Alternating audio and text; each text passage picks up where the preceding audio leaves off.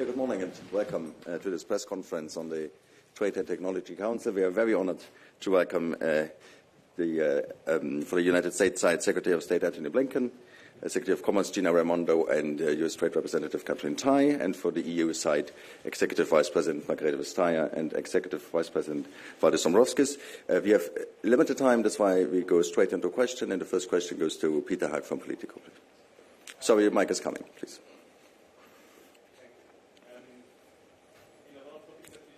For example, on green technology, on microchips, there's of course the Chinese elephant in the room. Is there at the moment a transatlantic position with regards to China, and do you expect it to change after the November elections or even the European Parliament elections in June? Thanks. Well, there's only an elephant in the room if I have knitted it. So no, we can actually talk with one another about the things that occupy us. And what has been really important is some of the things that we have learned from our US counterparts to put in motion what we think about when it comes to economic security. We've had discussions about export controls. We have discussions about how to deal forward-looking when it comes to legacy technology on semiconductors. The US is conveying a survey that is mandatory. We have a voluntary one. We will compare notes in order to take measures forward to make our supply chains resilient. And we have been coordinating from the very first day on how to avoid a subsidy race, make the best possible use of the incentives available for both the US and Europe to increase our global footprint when it comes to semiconductors. And I think that strengthened us. It is not against someone, it is really pro a corporation, and I think we have actually delivered. Yeah, I would just say the role of advanced technology has changed the game when it comes to national security and economic security.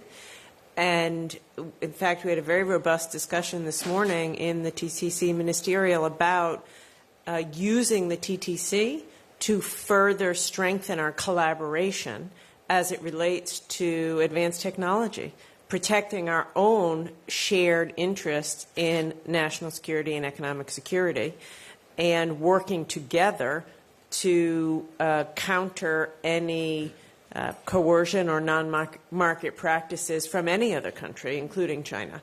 So in that respect, I think the TTC has shown itself to be effective, and it's an area of prioritization as the TTC moves forward. Just to add one more footnote, I think what we've seen over the last 3 years is growing, increasing alignment in our approaches to these issues. And when the United States and the European Union are aligned, when we're working in common purpose, it's a very powerful force. Together, we represent almost half of world GDP. And that means that there's a certain weight that comes with having a shared position on something. And whether that's dealing with China or any other challenge, it makes a big difference. And the story, to me at least, of TTC is this growing alignment on all of the issues that you just heard alluded to. And we found that again today. And I think it also inspires us to continue this work because the more we're able to build convergence in our approaches, the more effective we're going to be in making sure that we're actually delivering results for the people we represent. That's what this is all about, fundamentally. Indeed, just to complement this, one of the flagship initiatives under Trade and Technology Council is Transatlantic Initiative on Sustainable Trade and building green transatlantic marketplace, which is indeed the largest marketplace in the world. And the better we work together on resilient supply chains, on developing joint standards, the more economic clout we are actually having. And this work stream on developing resilient supply chains exactly in area of semiconductors is exactly one of the areas we are focusing on. So. And it's very clear that in especially current very complicated geopolitical circumstances, it's actually very important that EU-US work together as strategic allies, as trusted partners, and with this we can also deal with the challenges other countries and the broader geopolitical situation is posing. Thank you very much indeed. Next question, Matt Lee from AP. Mike is coming. Thank you. Good morning, everyone. I'm going to apologize in advance for asking a very, very basic question that is going to betray probably my ignorance on the topics that you guys are discussing. And that is, you all have been at this for 2.5 years now. You don't seem to have produced any kind of a serious result. I mean, yes, there's a lot of dialogue and a lot of talk, but just on Monday, the U.S. and the U.K. signed a bilateral AI safety agreement. What is the hurdle to reaching one between the U.S. and the EU? And if and when something like that is agreed upon, can you point to what would be a tangible benefit for Americans and Europeans from that?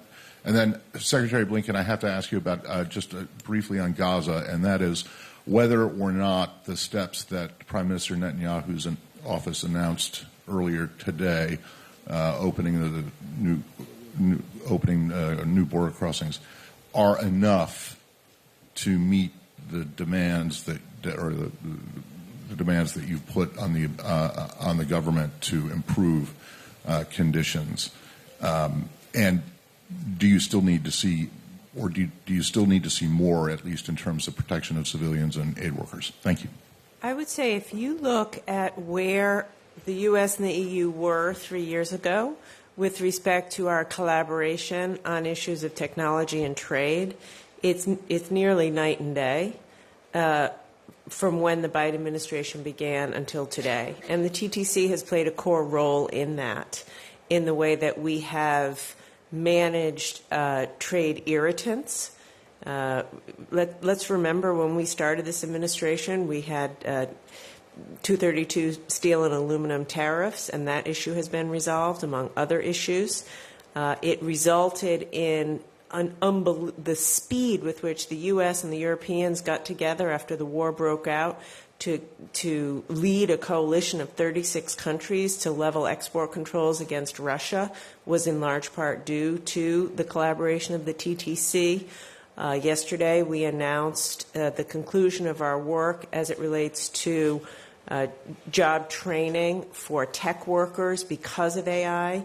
So I think at a high level, the TTC has been indeed very successful in bringing our partnership together.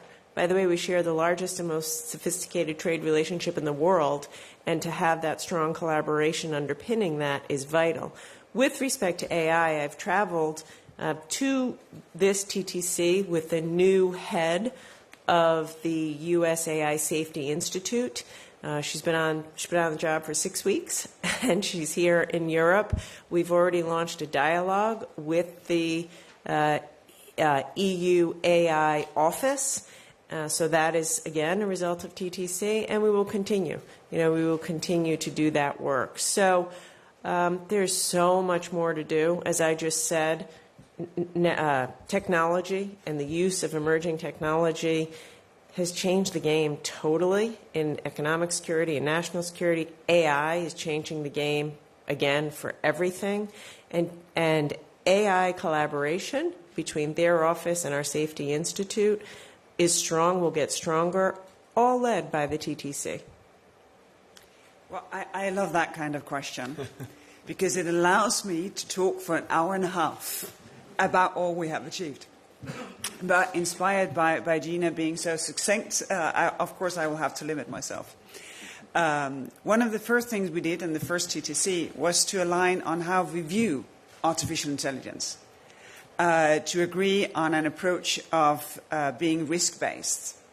So not to approach the technology as the technology as such, and since we got started, oh my God, it has developed. But to look at the use cases. Is it a risky use case or a non-risky use case? And I think that has shaped the approach from the very first day.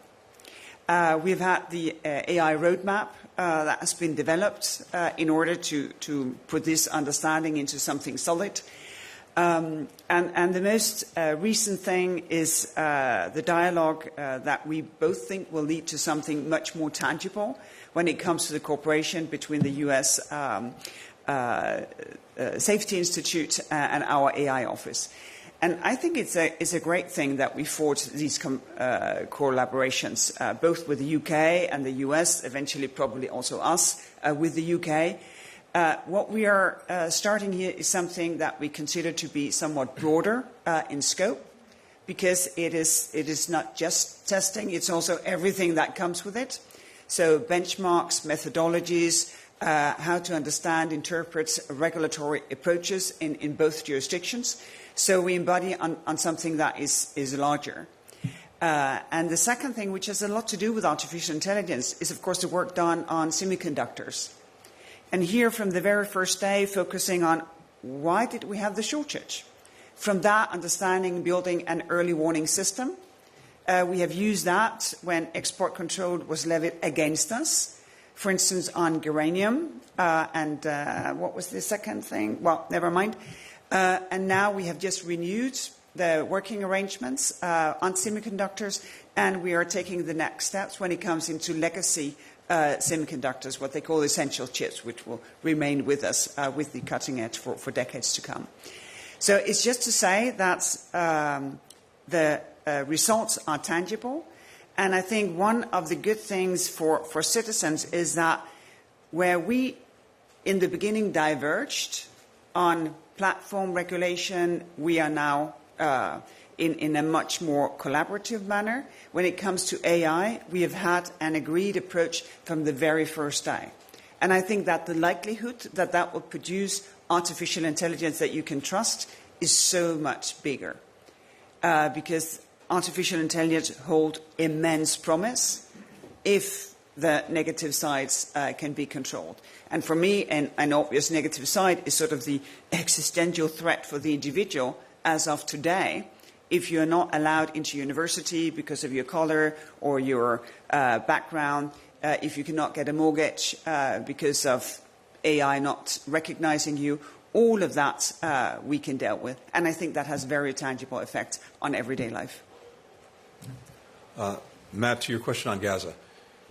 We welcome the steps that have been announced by Israel, opening Erez as a new crossing point, having shipments go directly from the Ashdod port, maximizing the route from Jordan.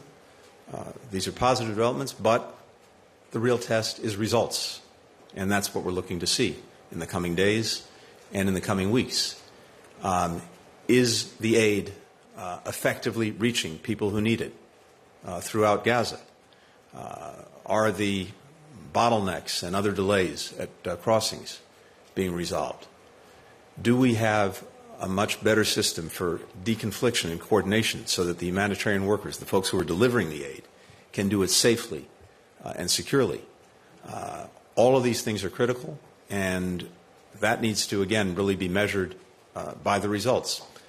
And some of the measures that we're looking to include things like the number of trucks that are actually getting in on a sustained basis, and not just getting in, but then getting around, the aid being distributed throughout Gaza, including, critically, northern Gaza. Some of the measurements that we've been deeply concerned by, including the fact that almost 100% of the population is acutely food insecure, that they're indicators of potential famine. We'll be looking closely at those to see that they're reversed. So really the proof is in the results, and we'll see those unfold in the coming days and the coming weeks. Relatedly, it's also critical that we see an independent, thorough, and fully publicized investigation into the killing of the World Central Kitchen team who were performing heroic work under the most difficult circumstances in trying to get assistance to people who so desperately need it.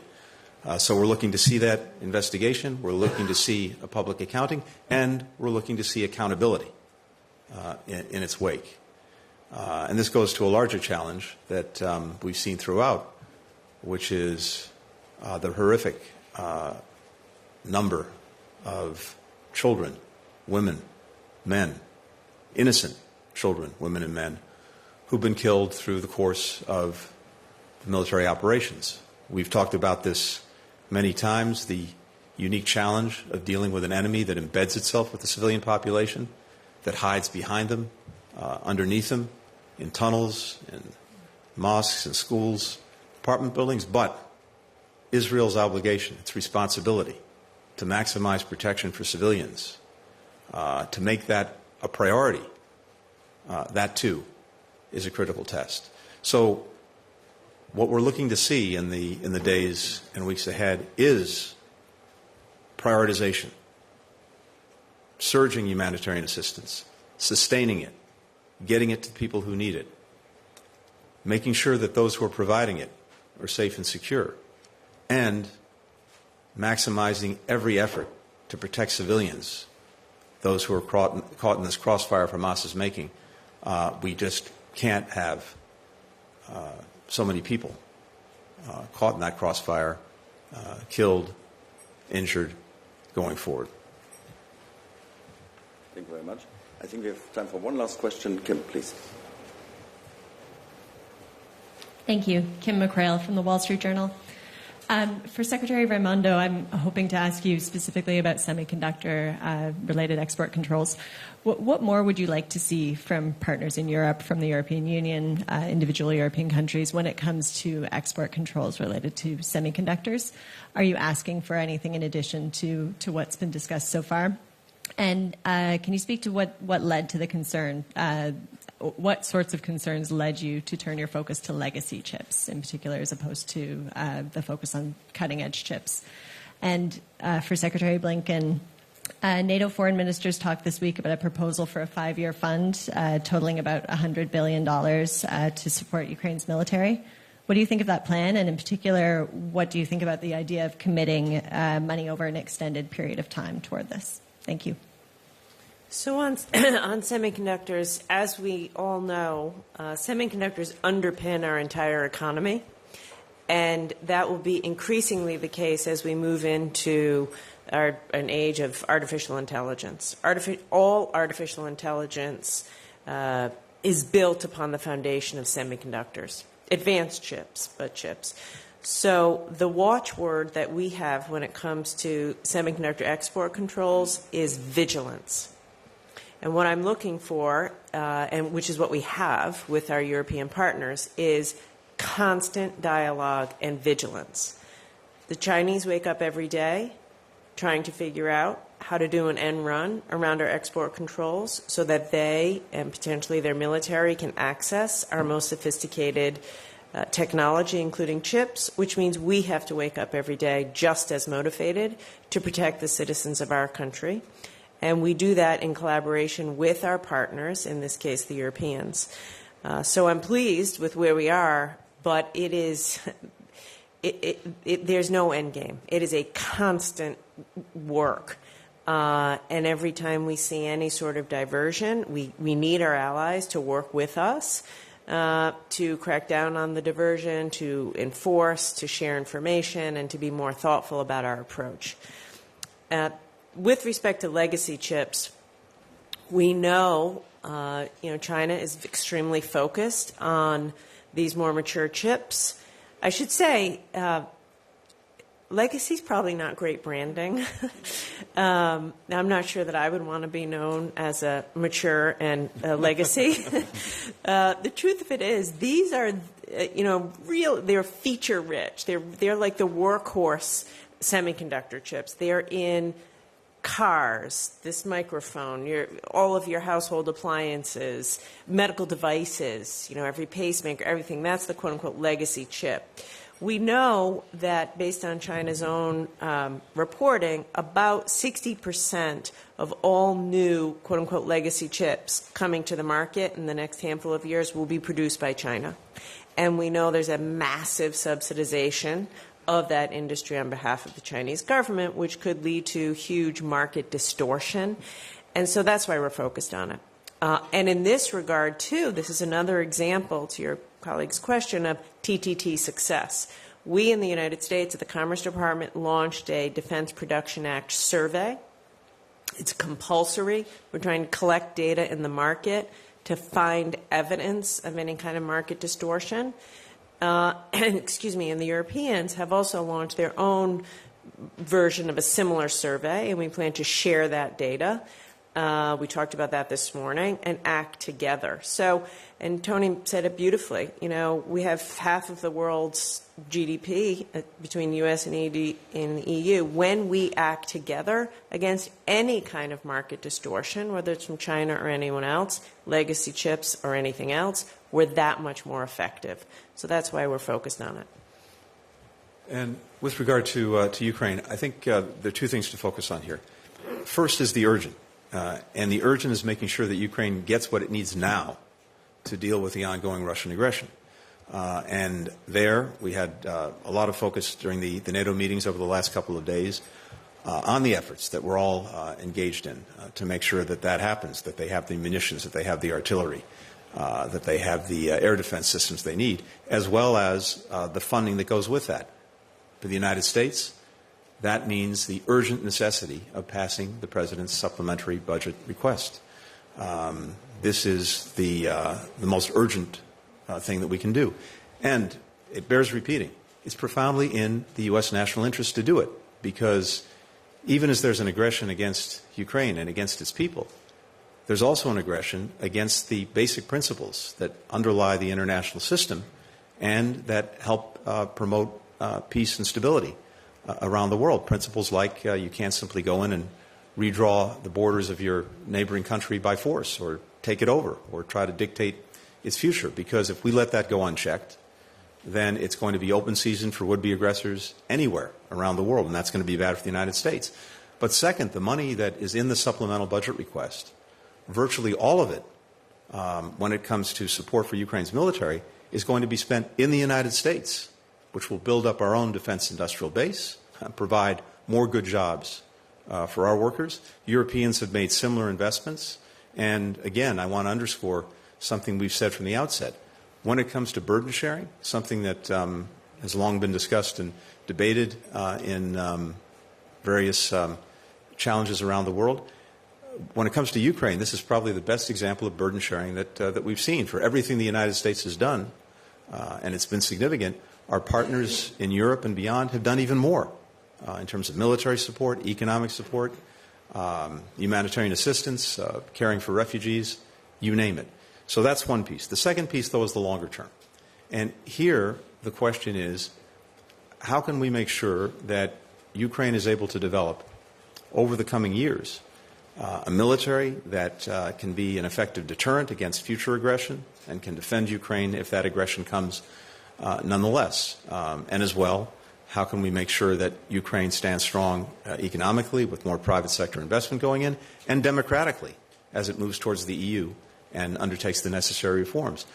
For the military piece, we have 30 countries now that are negotiating or have already negotiated bilateral agreements with Ukraine to help them build this future force. Some of those will come with some funding.